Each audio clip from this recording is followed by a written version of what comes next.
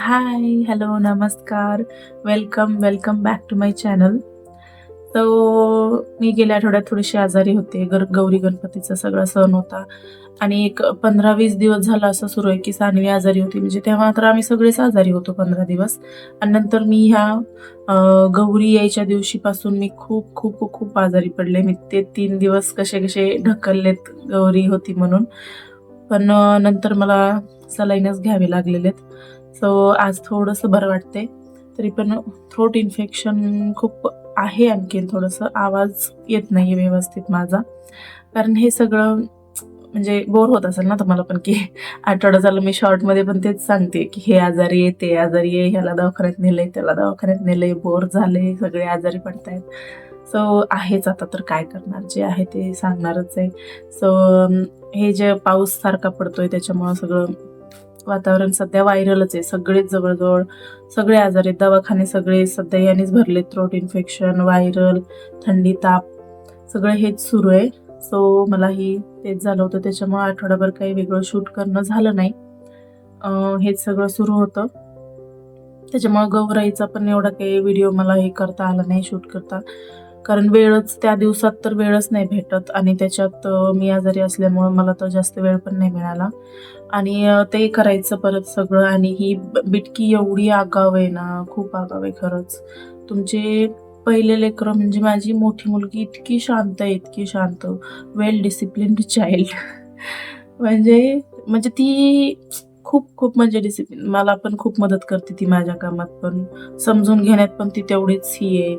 पण जे बारकं आहे ना, फार आगाऊ आहे. आपण म्हणतो, की आपण जसं लेकरांना वळण लावतो तसं लेकरं घडतात, पण असं काही नाहीये. प्रत्येक लेकरू येतानाच आपला स्वभाव घेऊन आलेलं असतं आणि ते त्याच्या स्वभावानुसारच त्याचं वागणं चालू असतं. माझी पहिली मुलगी खूप शांत आहे. सगळं अंडरस्टँड करून घेते ती, जे आपण तिला म्हणू काही, पण दुसरं नाही. तिच्याच मनासारखं झालं पाहिजे सगळं.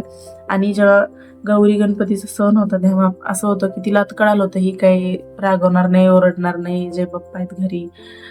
इतके तिनं राडे घातलेले त्या 3 दिवसात आणि त्यात मी आजारी होते. त्याच्यामुळे माझी थोडीशी चिडचिड होत होती. त्याच्यामुळे तिची चिडचिड दुप्पट वाढली होती. त्याच्यामुळं खरंच काही नाही झालं. शूट करणं झालं नाही. म्हणलं चला जस्ट असाच ब्लॉग टाईप शूट करूया. म्हणून मी हा व्हिडिओ बनवतेय. आणि मला खरंच असं वाटतं, की पहिलं लेकरू नाही, दुसरं नाही, पण जे आत्ताचे आहेत ना, ह्या 2-3 वर्षातले लेकरं फार आगाऊ आहेत, फार. म्हणजे ते जेन झी झाले, जेन झी अल्फा झालं. अल्फाच्या पुढचं काहीतरी काढायला पाहिजे आता ह्यांच्यासाठी. आणि हे इतके आगाऊ आहेत म्हणजे काय बाबा. हुशार पण तेवढे यांना खूप कळते. ती फक्त 1.5 वर्षाची आहे ना, पण मी काहीही म्हणलं तिला, ती प्रत्येक शब्द कॅप्चर करते माझा आणि उलटं बोलते मला लगेच. मी काय तर तिला म्हणलं, वेडी आहे का साऊ? तुला काय कळत नाही का? तर ती मलाच म्हणते परत, हा वेडी आहे मी. इतके फार म्हणजे तिला ओरडायला लागलं तरी पण ती असं काहीतरी क्यूट काहीतरी करते, की ओरडू पण नाही शकत तिथून पुढे तिला. असं काहीतरी होतंय. 1 वर्षी असंच झालं होतं. म्हणजे जेव्हा कोरोनाची सेकंड वेव्ह होती, सेकंड वेव्ह संपत आली होती. सेकंड वेव्हमध्ये नवरात्रीच्या वेळेस तेव्हा साऊ नव्हती. आम्ही तिघंच होतो आणि आम्ही तिघं खूप आजारी होतो तेव्हा. म्हणजे हेच व्हायचं, सर्दी, खोकला, ताप, सर्दी, खोकला, ताप. 3 दिवसाची ट्रीटमेंट घ्यायची. मग 3 दिवसाची ट्रीटमेंट घेतली की पुढचे 3 दिवस बरं वाटायचं आणि आणखीन दुसऱ्या आठवड्यात परत एकाचं झालं की एकाचं सुरू व्हायचं.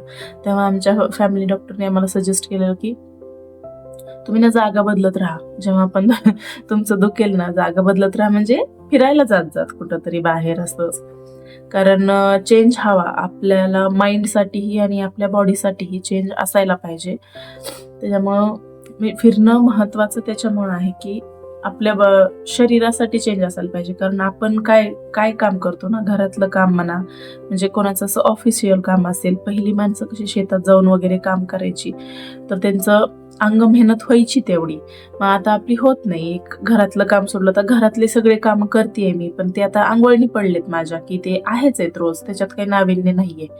मग त्याच्यामुळं की थोडंसं तुमचा वेदर चेंज व्हायलाच पाहिजे, की ह्या वेदरमध्ये आणि ह्या वेळेला असतंच, जेव्हा नवरात्र ही पावसाळा संपत असतो आणि हिवाळा सुरू व्हायला स्टार्टिंग होत असते याच्यात, तेव्हा खूप जण ह्या महिन्यात खूप जण आजारी असतात दिवाळीच्या एक आधी दसरा होईपर्यंत. त्यांनी त्या वेदर चेंज होत असल्यामुळं त्याच्यामुळं आपण आपलं पण थोडंसं चेंज आपल्या बॉडीला द्यायला पाहिजे, की आपण फिरलं पाहिजे. असं नाहीये की खूपच तुम्ही लांब ट्रिप काढा, इंटरनॅशनल किंवा इथंच फार लांब जा. ॲज युअर कम्फर्ट, की तुम्ही जवळ पण जा, पण जा कुठंतरी फॉर अ चेंज. बॉडीसाठी चेंज फार गरजेचा असतो जेव्हा तुम्ही हे वारंवार आजारी पडता वगैरे. सो ते जायला पाहिजे. सो मला पण तसंच वाटते आता, की ट्रिप काढायला पाहिजे. होईल. लवकरच तुमच्यासोबत शेअर करेल मी. जाईल कुठेतरी. कारण असतंच आमचं दिवाळी दसऱ्याच्या आधी दरवर्षी. सो आता माझ्या आईचं वगैरे म्हणणं येतं, की लहान आहेत लेकरं, कशाला जातेस तू उगाच. त्यांच्यासाठी पण वेदर चेंज पण त्यांच्यासाठी पण ते गरजेचं आहे. कारण त्यांच्या विकासासाठी, म्हणजे की प्रत्येक वेदरमध्ये त्यांनी ॲडजस्ट करता आलं पाहिजे त्यांनाही. फिरण्यासाठी नाही, पण म्हणजे असं की नाही की मला फिरायचंच आहे मग त्यांच्यामुळं का मी थांबू, असं वगैरे काही नाही आहे.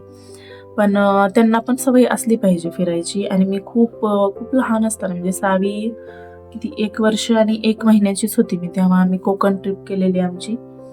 तर आम्ही किती 4 दिवस कोकणात यायला जायला 2 दिवस गेले होते. तर जवळ 6 दिवसाची ट्रिप होती ती आणि खूप छान झाली होती. तेव्हाही काही अडचण आली नव्हती आम्हाला. सो आता तर ती फार मोठी झाली आहे. सो आता इथून पुढे तर काही अडचण येणारच नाहीये आणि तिला खूप आवड आहे फिरायची. म्हणजे आमच्या दोघांना जेवढी आवड आहे फिरायची, तेवढीच त्या दोघींनाही खूप.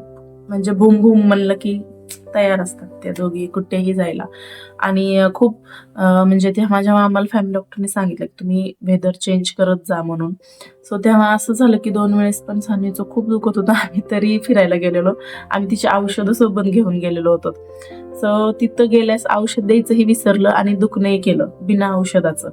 सो आम्हाला खूप अनुभव आहे या गोष्टीचा, की खूपच दुखायला लागलंय तुमचं जास्त, तसं तुम्ही वेदर चेंज करायला पाहिजे थोडा तरी. कारण आपण हे सगळं करतो ते आपल्यासाठीच करत असतो. काय साचून पैसे वगैरे काय करणार आहेत आपण. सो फिरणंही तेवढंच महत्त्वाचं आहे, जेवढं की तुमचं इथं बसून काम करणं महत्त्वाचं आहे. सो ॲटलिस्ट वर्षातून 2 ट्रिप तरी तुमच्या असायला पाहिजेत. सो आता ह्या सगळ्या दुखण्यात मला असंच वाटायलंय की मला ट्रिप कॉलिंग. सो बघू, जाईल मी कुठेतरी फिरायला. तुमच्यासोबत नक्की लवकरच शेअर करेल की कुठे जाऊ. सो ह्या दसऱ्याच्या आधीच, कारण दसऱ्याच्या नंतर यांना जमत नाही. दसरा दिवाळी इथं थांबावं लागतं. चला तर मग आजपासून थोडंसं बरं वाटतंय. सो मी करेल आजपासून शूट आणि येतील रेग्युलर वेमध्ये शॉर्ट. त्या दोघींचं करून, म्हणजे सगळं घरचं काम करून एवढं डेली नाही व्हिडिओ बनवता येत. त्याच्यामुळे मी एक वीकमध्ये एकदाच व्हिडिओ बनवते आणि वीकमध्ये 2-3 शॉर्ट जातात माझे. सो आणि ते पण जर हे सगळं करून झालं तर. कारण असं काही नाही की झालंच पाहिजे असं. मी याची मला आवड आहे त्याच्यामुळं करते. असं नाही की मला लवकरच ग्रो व्हायचं तर आहे, ते तर कोणाला म्हणजे नको आहे. पण हे सगळं करून, की फॅमिली सांभाळून, घरच्या सगळ्या जिम्मेदारी सांभाळून, नंतर जो वेळ राहील किंवा वेळ काढते मी तसं स्वतःसाठी तेवढा वेळ. कारण आपण वेळ काढलाच पाहिजे स्वतःसाठी. आपणच आपल्याला इम्पॉर्टन्स दिली नाही तर कोण दुसरं येऊन म्हणणार नाही की हे बाई तू हे बाजूला ठेव आणि तुझं तू काहीतरी थोडं कर. असं नाही. कारण आपण आपली किंमत आपणच करायला पाहिजे. आपण आपल्यासाठी थोडासा वेळ काढायला पाहिजे. आणि हे व्हिडिओ बनवून मला म्हणजे मिळतो आनंद. असं मॉनिटायझच व्हायला पाहिजे, त्याच्यातून पैसेच मिळायला पाहिजेत असं काही नाहीये. सो मला असं थोडंसं काहीतरी वेगळं केल्यासारखं वाटतं, त्याच्यातून थोडं सॅटिस्फॅक्शन मिळतं, म्हणून मी ही व्हिडिओ काढते. सो झालं तर चांगलंच आहे. God bless. So thank you. आजसाठी एवढंच. आणि आता झाली आहे तब्येत वगैरे व्यवस्थित. सो मी कंटिन्यू राहतेच मी तसं तर कंटिन्यू, पण ह्याच 2-4 दिवसात थोडंसं हे झालंय. सो त्याच्यासाठी सॉरी. पण तुम्ही जे पण लोक जेवढे पण माझा व्हिडिओ पाहता त्याच्यासाठी थँक्यू. आणि असंच मला सपोर्ट करा. लाईक शेअर सबस्क्राईब करा व्हिडिओ आवडला असेल तर. चलो बाय. आपण भेटू पुढच्या व्लॉगमध्ये.